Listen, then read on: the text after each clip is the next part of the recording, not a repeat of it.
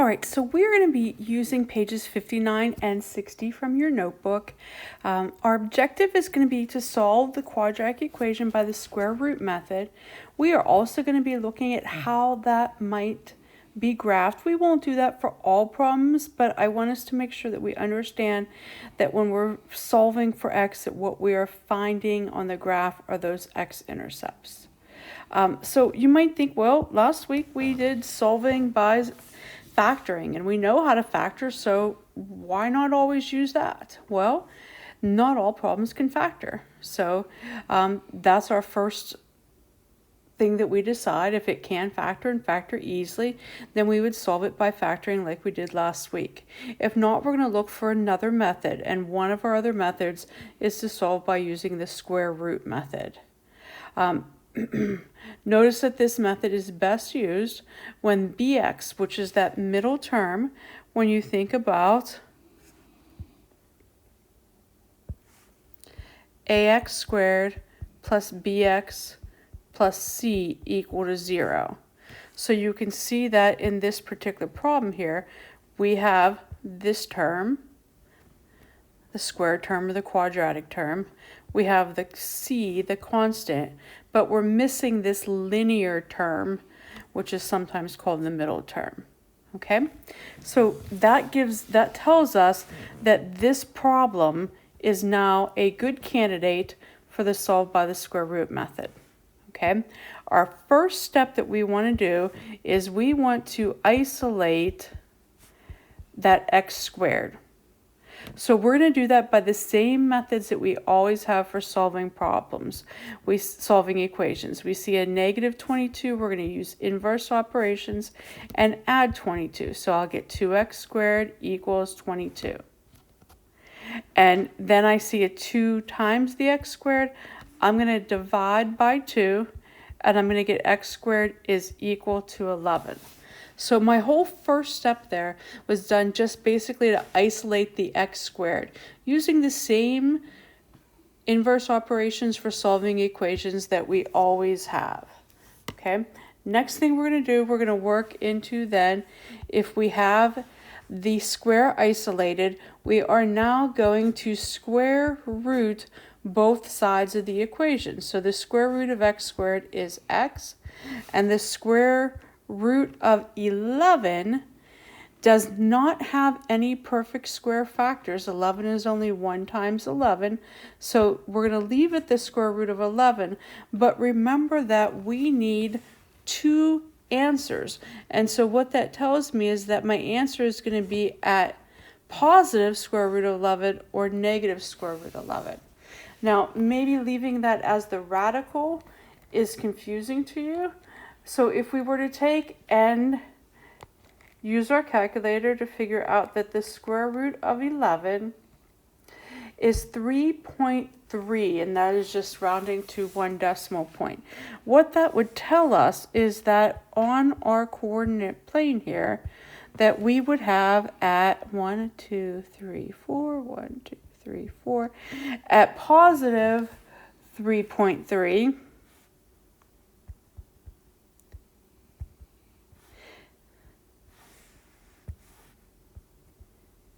and at negative 3.3, those are where our intercepts would be. And since our leading coefficient is positive, we would be open up. So when this number here, the radicand, is positive, we know that we can get 2 solutions, 2 roots, 2 zeros, 2 x-intercepts. And for our purposes, when we go to do our formative assessments, we can leave them in this radical notation. Okay, we don't have to go ahead and switch it to the decimal. I just did that to help us get a visual. Okay, we're going to jump around a little bit on your page 59 and page 60. So next thing that we're going to go to is number 4. So in number 4, the first thing that I'm looking at is that I don't see that there is an x term. And so that tells me I'm going to try to solve this by the square root method. So the first thing that I'm going to do is isolate the square. And so that means I'm going to take this positive 120 and I'm going to subtract 120.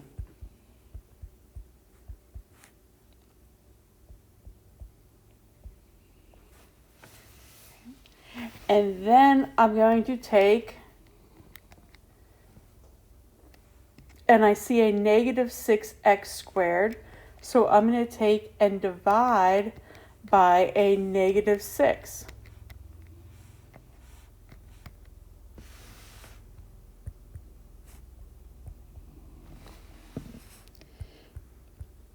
And I'm going to get that x squared is equal to 25. Okay. Now that I have that, I know that I need to square root both sides.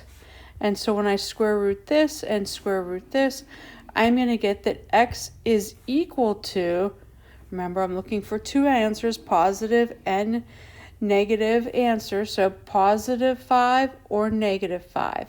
And it doesn't matter, some people will always like to write it out showing the two answers. That's another way that you can write it. But know that these two things mean the same thing. And what that actually tells us is that if we take a look at our coordinate plane, that at 5 and negative 5, what that means is that we have our x-intercepts,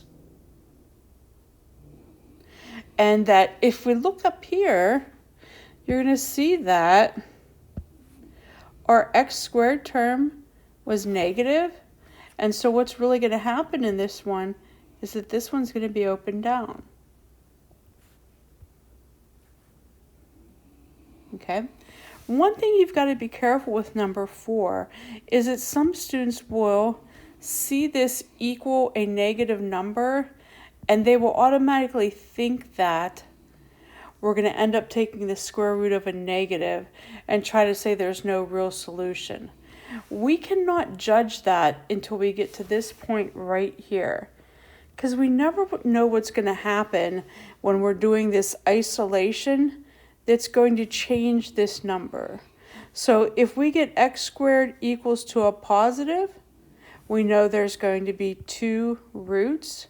If we get x squared equals to 0, we know that there would be something that looks like this where there's only 1 root.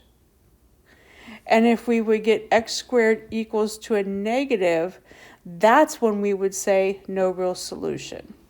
So just want to clarify that there. All right, so the next one that we are going to look at is number 5. And so we're going to start number 5 by taking and isolating the x squared.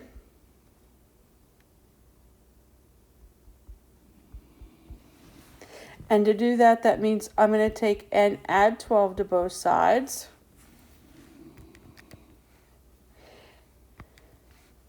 And that is going to give me 15x squared equals 120.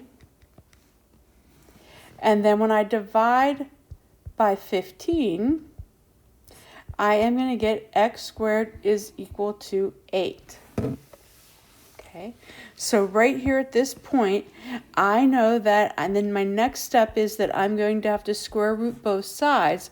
But since this number right here is positive, then I automatically know that I am going to have 2 roots or 2 solutions or 2 x-intercepts, whatever we want to call them. So when I go to square root this is going to give me x equals plus or minus, but I'm going to have to simplify this square root of 8. So if I need to come off to the side here and think about, well, the square root of 8 is 4 times 2, and so that's 2 radical 2. That's where my x-intercepts are going to be. So our solutions or x-intercepts are not always going to be integer numbers. We still have 2 solutions there. And if we needed to, we can find the decimal equivalent. They just don't always have to be integers. right, the next one we're going to look at is number 6. So now this time, I'm going to do the same steps, but look at my square. It looks a little bit different. So when I go to isolate this, I'm isolating that square. So that means this plus 4, I'm going to need to subtract 4.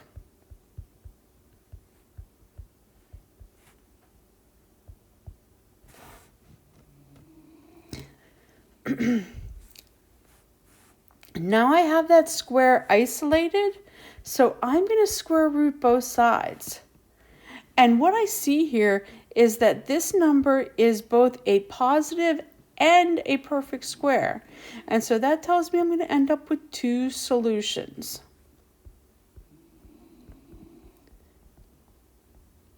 And so I'm going to take and square root this side and square root this side. That's going to give me an x plus 3. But over here, this is going to give me the square root of 16 is 4. But remember, it's plus or minus 4. So now what that means is that I've got x plus 3 equals 4. And x plus 3 equals negative 4. And so if I solve this, I'm going to get that x is equal to 1. And that x is equal to negative 7. That tells me that my parabola crosses at 1 and negative 7.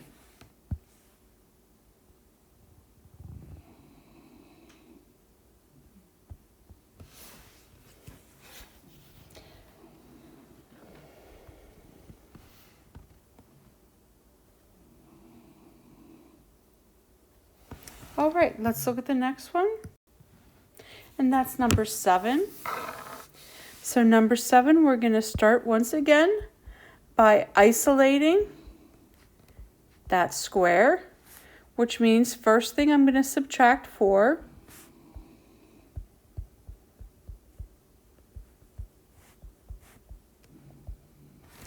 And then I'm going to need to divide by 3. I cannot take and distribute this 3 into this parenthesis because it has a square on it. So I have to think this 3 is connected to this parenthesis through multiplication. And so therefore, I have to divide.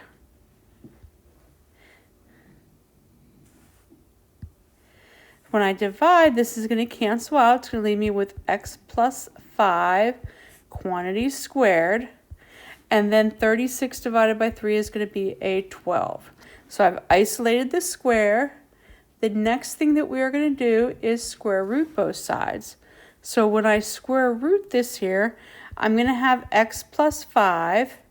And then over here, this is going to be plus or minus. But then I'm going to come over here or do this mental math like we did in our weekly review. The square root of 12 is 4 times 3, which is 2 radical 3. And then remember that I still need to solve this. So my x is going to stay here.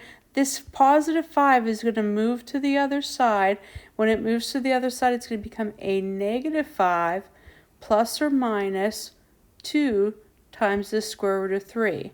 Now this is our answer in what we call radical form.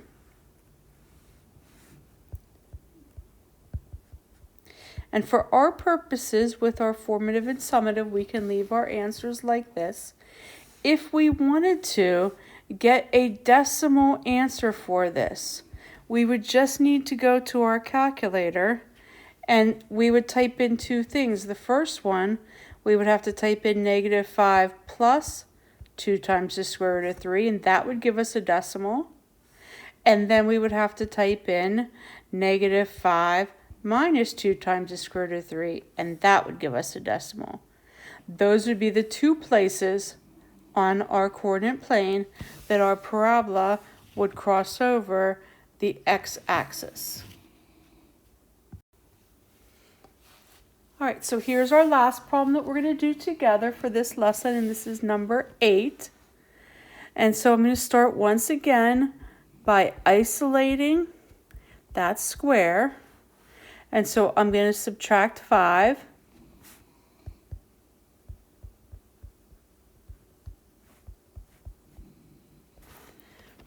And then I'm going to take and divide by -3.